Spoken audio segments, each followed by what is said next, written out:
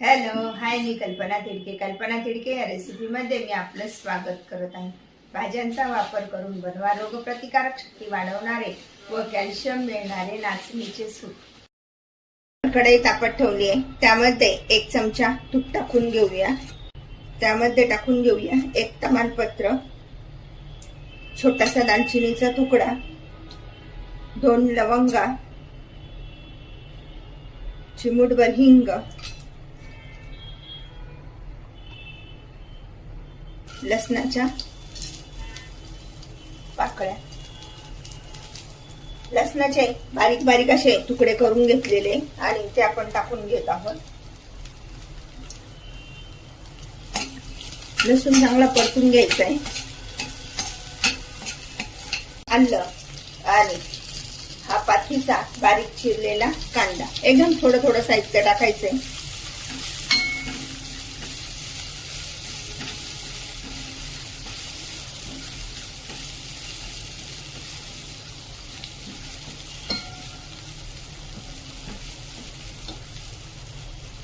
त्यामध्ये टाकून घेऊया थोडासा कढीपत्ता आणि हिरव्या मिरचीचे तुकडे.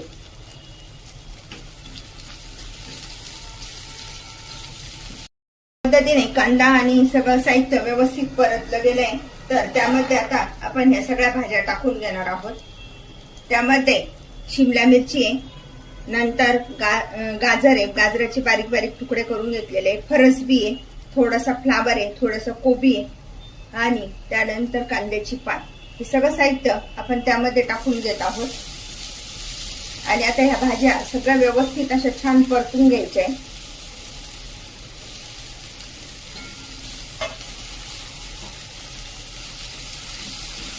अतिशय पौष्टिक आणि हेल्दी असं आपण हे सूप बनवणार आहोत. भरपूर भाज्यांचा वापर करून बनवलेलं हे पौष्टिक असं नाचणीचं सूप आहे. या भाज्या छान अशा परतल्या गेल्या आहे. तर साईडला गरम पाणी ठेवलेलं होतं ते आता त्यामध्ये टाकून घेऊया आणि भाज्या व्यवस्थित शिजून घ्यायच्या आहे.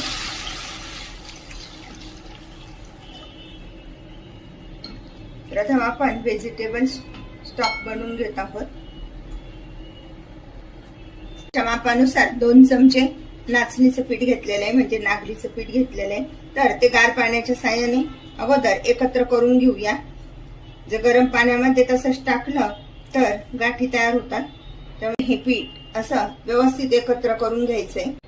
भाज्या पण छान शिजल्या गेल्या आहे. तर हे पीठ असं हलवून व्यवस्थित थोडं थोडं त्यामध्ये टाकून घेऊया.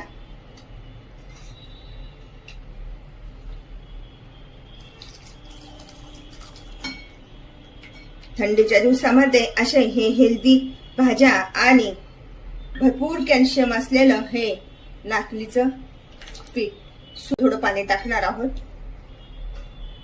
आणि व्यवस्थित शिजवून घ्यायचंय. मात्र सतत हलवत राहायचे.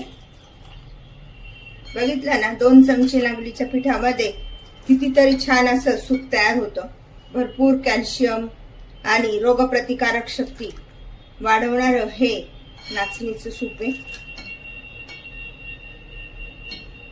अजून त्यामध्ये आपण थोडंसं पाणी टाकून घेऊया. 2 चमचे पिठामध्ये साधारण 3 ते 4 माणसांना पुरेल इतकं हे सूप तयार होतं. आता व्यवस्थित शिजू देऊया 5 मिनिटं. हे सर्व साहित्य असं व्यवस्थित एकत्र केलंय. तर आता त्यामध्ये आपण मीठ टाकून घेऊया 1 चमचा. छान अशी उकळी आलेली आहे. भरपूर भाज्यांचा वापर केल्यामुळे भरपूर व्हिटॅमिन, रोगप्रतिकारक शक्ती पण वाढते आणि हाडांना बळकटी येण्यासाठी, कॅल्शियम मिळण्यासाठी नाचणीच्या पिठाचा पण वापर केला आहे. अशा प्रकारे हे भरपूर असं पौष्टिक आणि हेल्दी नाचणीचं सूप पिण्यासाठी तयार. गॅस बंद करूया. जर आपल्याला हवं असेल तर आपण सूप पिताना मस्तपैकी त्यावर थोडंसं लिंबू पण पिळू शकतो.